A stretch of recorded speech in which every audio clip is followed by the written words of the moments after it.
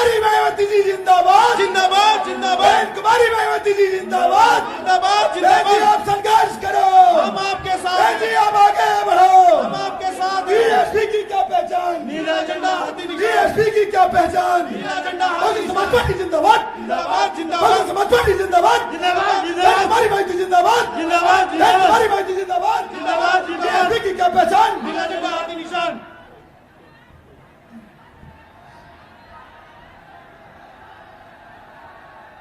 हमारे बीच में बहुजन समाज पार्टी की राष्ट्रीय अध्यक्ष,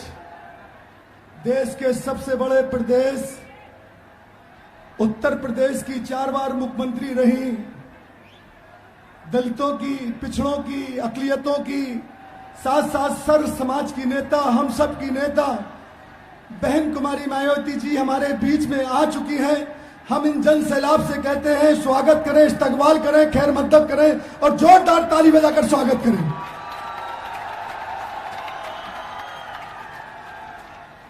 मैं चौधरी प्रेरणा, जो चौधरी विजयधर सिंह की बेटी हैं, और चौधरी विजयधर सिंह जी, रणविजय सिंह जी और उनके साथी, एक जो हम लोग सब प्रेम भेंट करते हैं अपनी नेता को, तो हम सोने का मुकुट लेकर आएंगे और माननीय बहन जी का स्वागत करेंगे, माननीय विजेंद्र सिंह जी और प्रेरणा सिंह जी।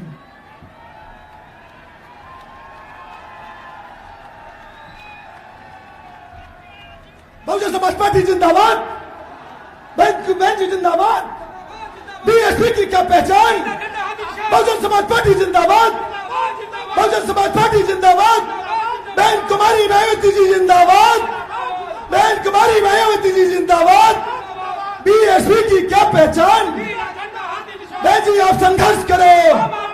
बहन जी आप आगे बढ़ो, हम आपके साथ बहन हैं। कुमारी मायावती जिंदाबाद, जिंदाबाद बहन जिंदाबाद कुमारी मायावती जिंदाबाद। जिंदाबाद जिंदाबाद। हमारे बीच में हम सबकी नेता आ चुकी हैं। हम चाहते हैं आप तब सबकी तरफ से हम बहन जी से आग्रह करेंगे, अदब के साथ गुजारिश करेंगे, इन जन समूह को संबोधित करने का कष्ट करें। माननीय बहन जी हमारे बीच में यहाँ मैं कष्ट करेंगे, जो बहन जी संबोधन करने का कष्ट करें। माननीय बहन जी,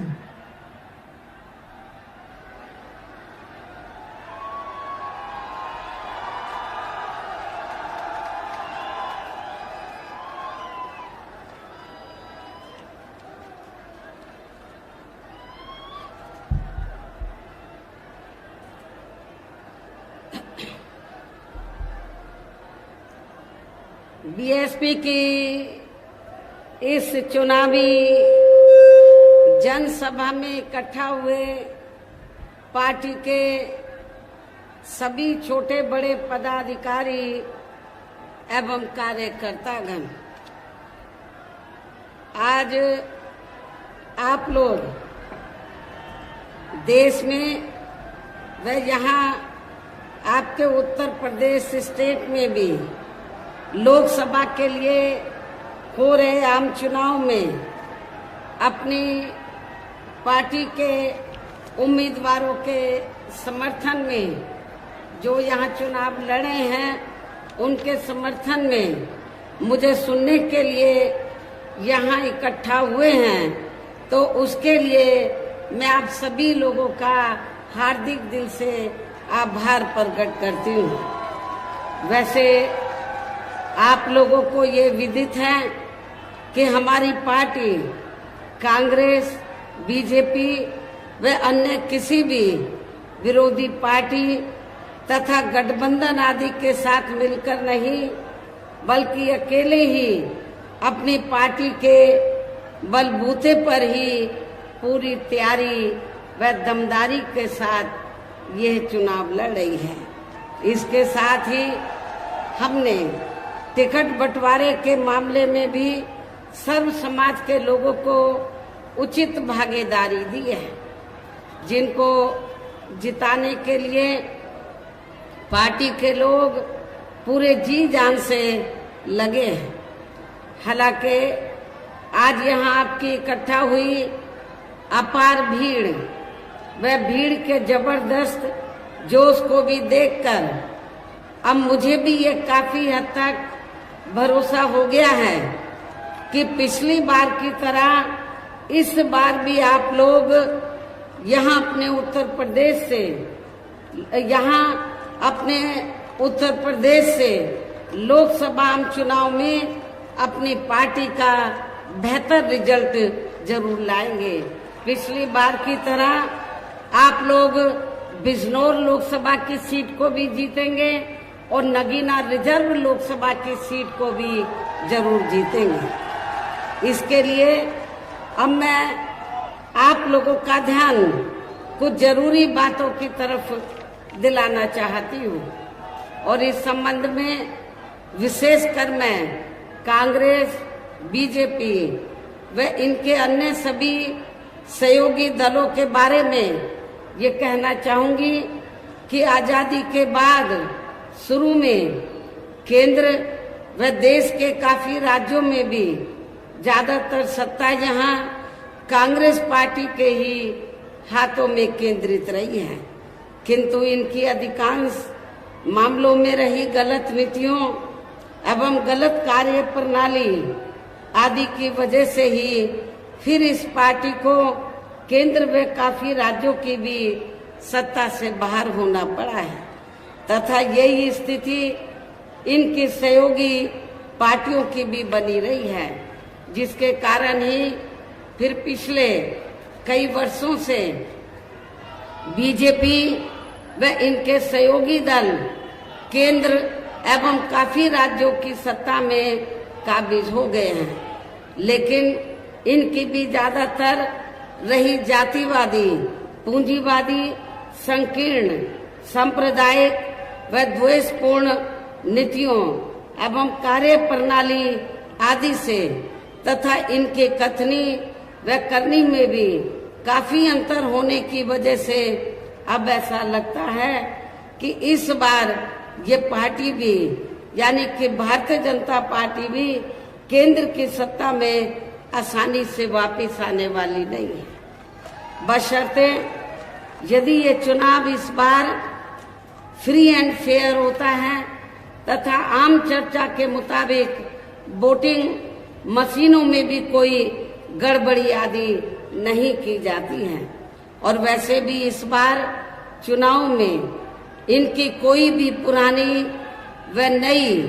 चल रही नाटकबाजी, जुमलेबाजी व गारंटी आदि काम में आने वाली नहीं है,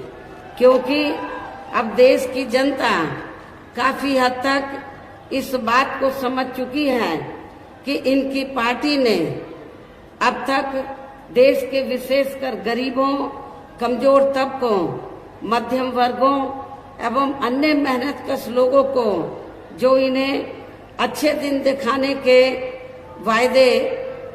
किए थे, असंख्य प्रलोभन भरे वायदे किए थे तथा अनेकों हवाई व कागजी गारंटी भी दी है, तो उनका जमीनी हकीकत में अभी तक इन्होंने लगभग 1/4 हिस्सा कार्य भी पूरा नहीं किया है, बल्कि इसके स्थान पर इनका ज्यादातर समय व ताकत भी यहाँ इनके अपने चहेते रहे बड़े बड़े पूंजीपतियों एवं धन्ना सेठों को ही ज्यादा से ज्यादा मालामाल व धनवान आदि बनाने में तथा उन्हें हर स्तर पर छूट देने व बचाने में ही लगी रही है, जिनके अधिकांश आर्थिक सहयोग से ही ये पार्टी व अन्य पार्टियां भी अपना संगठन चलाती हैं तथा चुनाव आदि भी लड़ाती हैं, जिसका काफी कुछ खुलासा बॉन्ड की अभी हाल ही में आई रिपोर्ट में भी किया गया है। इसके साथ ही अब ऐसा लगता है कि कांग्रेस पार्टी की तरह ही बीजेपी ने भी केंद्र की तमाम सरकारी जांच एजेंसियों का ज्यादातर राजनीतिकरण ही कर दिया है। इसके अलावा देश के किसान वर्ग भी वर्तमान बीजेपी की सरकार में शुरू से ही अपनी विभिन्न समस्याओं को लेकर काफी ज्यादा दुखी व परेशान रहे हैं और अभी भी हैं। जबकि यूपी में 4 बार हमारी पार्टी की रही सरकार ने इनके हितों का भी हर स्तर पर विशेष ध्यान रखा है। हमारे किसान भाइयों को ये मालूम है कि जब भी उत्तर प्रदेश में बीएसपी के नेतृत्व में हमारी सरकार बनी तो हमारी पार्टी की सरकार ने किसानों का हर स्तर पर उनके हितों का पूरा ध्यान रखा है। उनको खेती करने के लिए जो सुविधाएं हैं तो वो आसान दामों में दी, उनकी जो फसल है उसका उचित दाम दिया। और इतना ही नहीं, आपके पश्चिमी यूपी में गन्ना काफी होता है, गन्ना किसान को भी उनके गन्ने का पूर्व की सरकारों की तुलना में, वर्तमान सरकार की तुलना में भी काफी बढ़ाकर उनको दाम दिया था। इतना ही नहीं, बल्कि केंद्र में पूर्व की रही कांग्रेसी सरकार की तरह ही वर्तमान भाजपा सरकार में भी इनकी जातिवादी, हीन, सांप्रदायिक एवं पूंजीवादी सोच व नीतियों के चलते ही पूरे देश में सर्व समाज में से खासकर गरीबों, दलितों, आदिवासियों, पिछड़े वर्गों, मुस्लिम एवं अन्य धार्मिक अल्पसंख्यक समाज के लोगों का भी पूर्ण रूप से विकास व उत्थान आदि नहीं हो सका है। और इस संदर्भ में वैसे आप लोगों को ये मालूम है कि पूरे देश में यहाँ दलितों, आदिवासियों एवं अन्य पिछड़े वर्गों का सरकारी नौकरियों में वर्षों से अधूरा पड़ा आरक्षण का कोटा भी अभी तक पूरा नहीं भरा गया है। विशेषकर एससी व एसटी वर्गों के सरकारी कर्मचारियों का पदोन्नति में आरक्षण भी अब काफी हद तक प्रभावहीन ही बना दिया गया है। और जब इस मामले को लेकर आप लोगों को मालूम है कि हमारी पार्टी ने इसमें संशोधन करने के लिए जब बिल राज्यसभा में लाया, मैं राज्यसभा में थी, जब राज्यसभा में लाया तो सरकार को हमने काफी हद तक रजामंद कर लिया था तो संशोधन लाने के लिए, ताकि पदोन्नति में जो आरक्षण जो प्रभावहीन बन गया है वो प्रभावशाली बन जाए और एससी एसटी के कर्मचारियों को पदोन्नति में आरक्षण ठीक ठाक मिल जाए। लेकिन जब ये बिल लाया गया तो समाजवादी पार्टी के सांसदों ने तो इस बिल को पास नहीं होने दिया और बिल को संसद के अंदर फाड़ दिया था। अब किस मुंह से समाजवादी पार्टी के लोग ये कहते हैं दलितों को कि आप हमें वोट दो, जिस समाजवादी पार्टी ने एससी एसटी का जो पदोन्नति में आरक्षण का विधेयक है उसको पास नहीं होने दिया, ऐसी पार्टी के उम्मीदवार की जमानत जब्त कराना ये आप लोगों की जिम्मेवारी बनती है। साथ ही केंद्र व राज्यों में भी विरोधी पार्टियों की रही सरकारों में इन सभी वर्गों को प्राइवेट सेक्टर में आरक्षण दिए जाने की व्यवस्था किए बिना ही इनकी सरकारों के ज्यादातर सरकारी कार्य अब प्राइवेट सेक्टर के जरिए ही इनके बड़े बड़े पूंजीपतियों व धन्ना सीटों आदि को ही दिए जाने के कारण अब इनको पूरे देश में आरक्षण का बहुत कम ही लाभ मिल पा रहा है। इसी प्रकार इनका अन्य और मामलों में भी शोषण व उत्पीड़न आदि होना अभी तक भी बंद नहीं हुआ है। इनके साथ साथ मुस्लिम व अन्य धार्मिक अल्पसंख्यक समाज के लोगों की भी हालत हर स्तर पर यहाँ काफी ज्यादा खराब व दयनीय ही बनी हुई है, जिसका काफी कुछ खुलासा सच्चर कमेटी की रिपोर्ट में भी किया गया है। इतना ही नहीं बल्कि पिछले कुछ वर्षों से केंद्र व अधिकांश राज्यों में भी बीजेपी व आरएसएस की सरकारों के चलते हुए अब इनका विकास एवं उत्थान आदि होना होना भी काफी हद तक बंदशाही हो गया है। आए दिन इन पर खासकर धर्म की आड़ में हो रही जुल्म जाति भी यह काफी ज्यादा चरम सीमा पर पहुंच चुकी है। इनके साथ साथ अपर कास्ट समाज में से विशेषकर गरीब लोगों की भी हालत हमें कोई खास अच्छी नजर नहीं आती है। इनकी गलत कृषि नीतियों के कारण किसान वर्ग भी आए दिन आंदोलित ही रहता है। साथ ही इनकी गलत आर्थिक नीतियों की वजह से देश की अर्थव्यवस्था पर भी इसका काफी बुरा प्रभाव पड़ रहा है, जिससे यहाँ विशेषकर छोटे काफी ज्यादा दुखी व परेशान हैं। और अब केंद्र में पूर्व की रही सरकारों की तरह ही वर्तमान भाजपा सरकार में भी जहां पूरे देश में गरीबी, बेरोजगारी एवं महंगाई आदि भी लगातार काफी ज्यादा बढ़ रही है। देश में हर स्तर पर फैला भ्रष्टाचार भी अभी तक कम नहीं हुआ है। साथ ही अपने देश की सीमाएं भी अभी तक पूरे तौर से सुरक्षित नहीं हैं। ये भी बड़े चिंता की बात है। ऐसे में अब आप लोगों को देश में हो रहे लोकसभा आम चुनाव में कांग्रेस, बीजेपी व इनकी सहयोगी पार्टियों को भी केंद्र की सत्ता में आने से जरूर रोकना है। जिनकी गलत नीतियों व गलत कार्य प्रणाली आदि को आप लोग काफी हद तक आजमा चुके हैं। ऐसी स्थिति में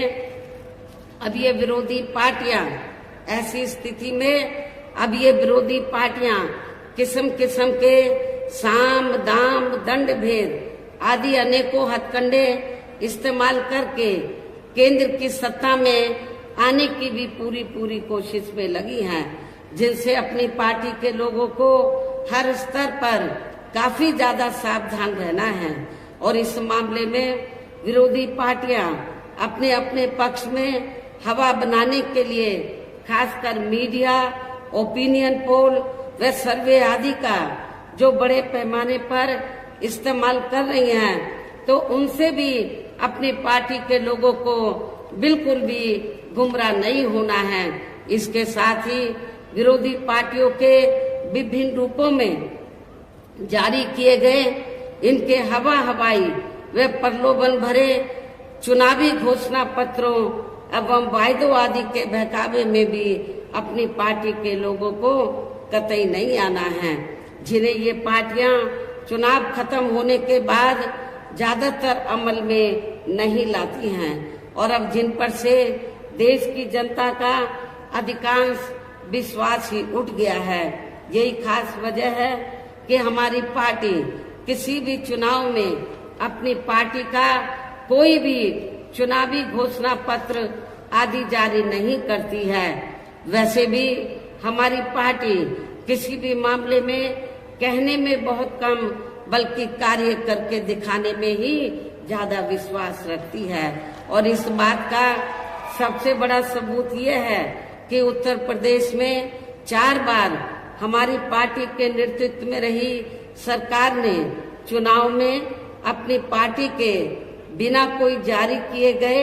चुनावी घोषणा पत्र के ही प्रदेश व आम जनहित में काफी कुछ ऐतिहासिक कार्य करके दिखाए हैं, जिनकी अब देश में अधिकांश पार्टियों की सरकारें काफी नकल भी कर रही हैं। जबकि इस मामले में हमारी पार्टी का ये कहना है कि यदि इन पार्टियों के स्थान पर केंद्र में हमें अपनी पार्टी की सरकार बनाने का मौका मिलता है, तो तब फिर हमारी पार्टी की बनी सरकार केंद्र में यहाँ अब तक रही सभी विरोधी पार्टियों की सरकारों की तरह केवल हवाई व कागजी कार्य आदि नहीं करेगी, बल्कि उत्तर प्रदेश की तरह ही जमीनी हकीकत में ठोस कार्य करके दिखाएगी। और इस संदर्भ में खासकर मैं ये कहना चाहूंगी, केंद्र द्वारा देश में पिछले कुछ समय से अति गरीब परिवारों को अस्थायी तौर पर फ्री में जो थोड़ी सी खाद्य सामग्री दी जा रही है या राशन आदि दिया जा रहा है, तो उससे इनका स्थायी तौर पर भला होने वाला नहीं है। और वैसे भी इनकी ये जटिल समस्या देश में हर हाथ को काम देने से ही केवल दूर हो सकती है, जिसकी तरफ हमारी पार्टी की बनी सरकार विशेष ध्यान देगी। साथ ही देश में पिछले काफी वर्षों से आए दिन बढ़ रही गरीबी, बेरोजगारी व महंगाई आदि से भी जनता बहुत ज्यादा दुखी व परेशान है, जिसे भी आर्थिक नीतियों में तब्दीली करके जरूर दूर किया जाएगा। धर्म की भी आड़ में पिछले कुछ वर्षों से खासकर मुस्लिम समाज के लोगों का द्वेष की भावना से जो इनका काफी ज्यादा शोषण व उत्पीड़न आदि किया जा रहा है, तो इसे भी जरूर रोका जाएगा। और ये सब हमने अपनी यूपी की रही सरकार में करके भी दिखाया है। इसके अलावा हमने यूपी में सर्व समाज में से गरीब एवं बेरोजगार लोगों को बेरोजगारी भत्ता आदि न देकर उन्हें बड़ी तादाद में रोटी रोजी के साधन भी उपलब्ध कराए हैं। जो अभी ये कार्य भी ज्यादातर ठंडे ही पड़े हैं, जिनको फिर सरकार बनने पर जरूर प्राथमिकता दी जाएगी। वैसे आप लोगों को इस मामले में ये मालूम है कि जब भी यूपी में मेरे नेतृत्व में सरकार बनी, तो हमने उत्तर प्रदेश में तो गरीब और बेरोजगार लोगों को बिना कोई रिश्वत लिए हुए उनको बड़ी तादाद में रोटी रोजी के साधन दिए हैं। पुलिस भर्ती में जब पुलिस भर्ती हुई थी, तो आपके पश्चिमी यूपी से तो काफी लोगों को भर्ती किया गया, और खास तौर से हमने बिना कोई पक्षपात के, बिना कोई जाति देखे हुए जो भी इसमें काबिल था, जो भी इस पोस्ट के लिए काबिल था, उनकी हमने भर्ती की। आपके पश्चिमी यूपी से बड़े पैमाने पर हमारे जाट जो बच्चे हैं, उनकी भी बड़ी तादाद में भर्ती हुई थी। वैसे तो अन्य समाज के लोगों को भी मौका मिला, लेकिन उन्हें भी मौका दिया गया। कहने का तात्पर्य यह है कि देश में इस समय हो रहे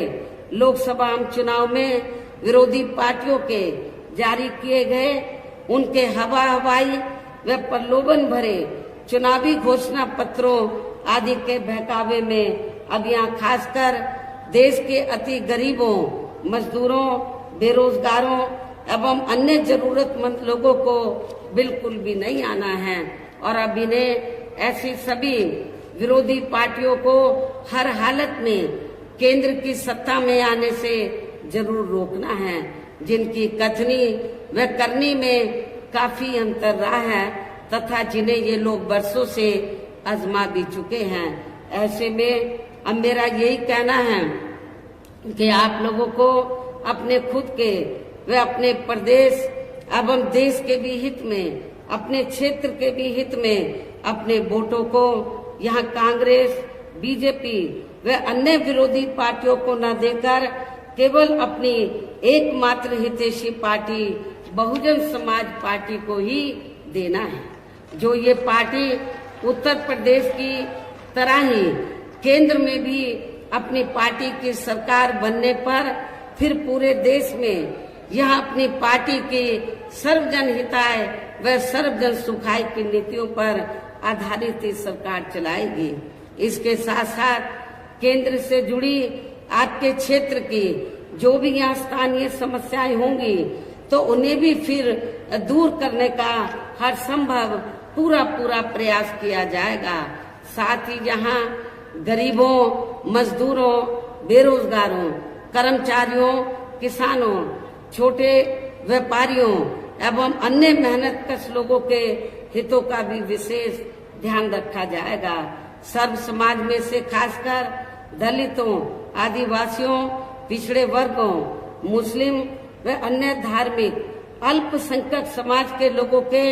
विकास एवं उत्थान के साथ साथ हर स्तर पर इनकी सुरक्षा आदि के लिए भी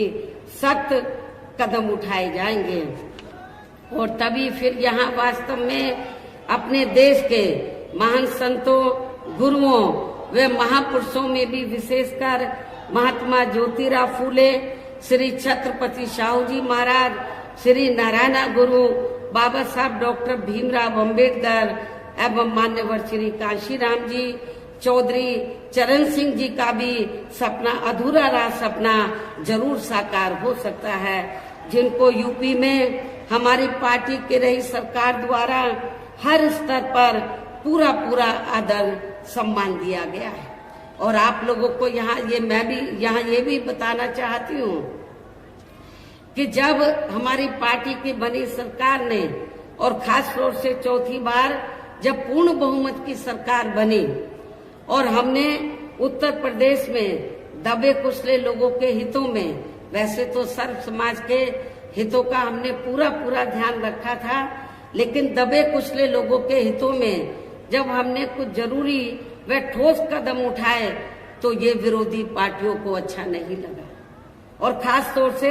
जब हमने अपने संतों, गुरुओं और महापुरुषों को विभिन्न रूपों में आदर सम्मान दिया, उनके नाम से स्मारक बनाए, उनकी प्रतिमाएं लगाई, संग्रहालय बनाए, ये सब अच्छा नहीं लगा। और नतीजा क्या हुआ? तो तब फिर चाहे कांग्रेस हो, बीजेपी हो, सभी पार्टियों को ये लगा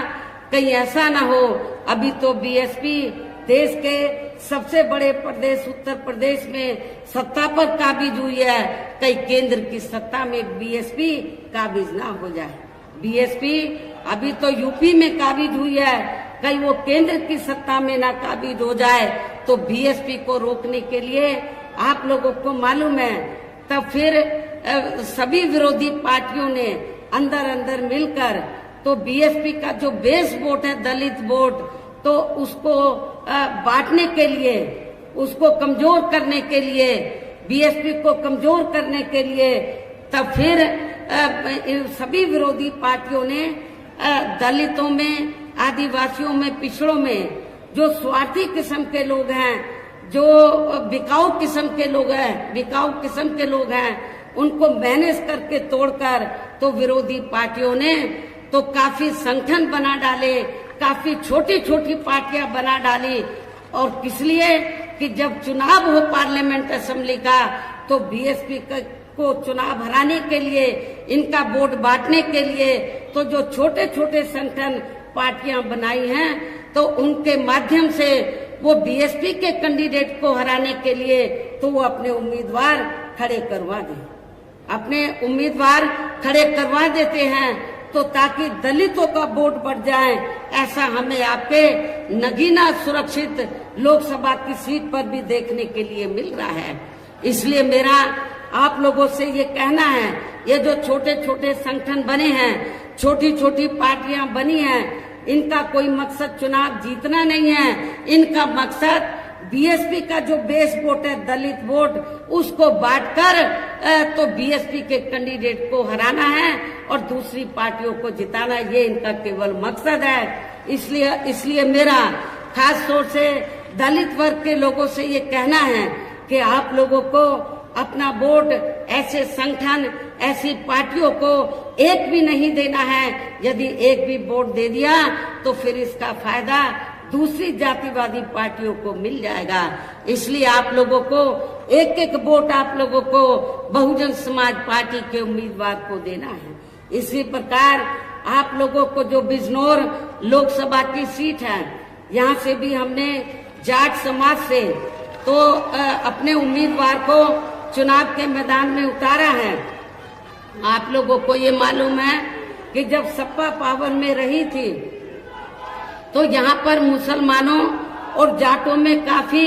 नफरत पैदा की गई, दंगे कराए गए, मुजफ्फरनगर में कराए गए। लेकिन मेरी सरकार में जाटों और मुसलमानों में कोई उनमें नफरत पैदा नहीं की गई, कोई उनमें आपस में कोई जातीय संघर्ष नहीं हुआ, कोई भी तनाव पैदा नहीं हुआ। ये सब आप लोगों को मालूम है। और इसी मानसिकता पर चलकर ही तो हमने जिनको चुनाव के मैदान में उतारा है, वो इसी मानसिकता के हैं कि जो मुस्लिम और जो जाट समाज है, जो पूर्व में यहाँ नफरत पैदा की गई, उसको भाईचारे में तब्दील किया जाए। इसी मानसिकता के हमारे उम्मीदवार है। इन्हीं खास बातों के साथ ही अब मेरा देश में आपके स्टेट के भी हित में यही कहना है कि हमारी पार्टी ने आपकी बिजनौर लोकसभा की सीट से चौधरी विजेंद्र सिंह, जो आपके सामने यहाँ खड़े हैं, और इसी जिले में दूसरी सीट है नगीना सुरक्षित लोकसभा की सीट, तो यहाँ से हमने एडवोकेट श्री सुरेंद्र पाल सिंह को चुनाव के मैदान में उतारा है, जो यहाँ आपके सामने मंच पर मौजूद भी हैं। तो उन्हें आप लोगों को जरूर कामयाब बनाना है, जिसके लिए यहाँ पार्टी के सभी स्तर के छोटे बड़े पदाधिकारी व कार्यकर्ता आदि पूरे जी जान से लगे हैं। और अब आप लोगों को वोट पड़ने वाले दिन यहाँ बीएसपी के अपने इन सभी बीएसपी के अपनी पार्टी के इन सभी उम्मीदवारों को बीएसपी का जो चुनाव चिन्ह हाथी है, हाथी चुनाव चिन्ह के सामने वाले बटन को दबाकर आप लोगों को बीएसपी के इन दोनों प्रत्याशियों को रिकॉर्ड तोड़ वोटों के अंतर से जरूर जिताना है। इस पुरजोर अपील के साथ ही अब मैं अपनी बात यही समाप्त करती हूँ। जय भीम, जय भारत। बहुजन समाज पार्टी जिंदाबाद, बहन कुमारी पार्टी जिंदाबाद, बहन कुमारी पार्टी जिंदाबाद। बीएसपी की क्या पहचान, बीएसपी की क्या पहचान, बहुजन समाज पार्टी जिंदाबाद, बहन कुमारी मायावती जी जिंदाबाद, बहन कुमारी मायावती जी जिंदाबाद। बीएसपी की क्या पहचान, बेटी आप संघर्ष करो।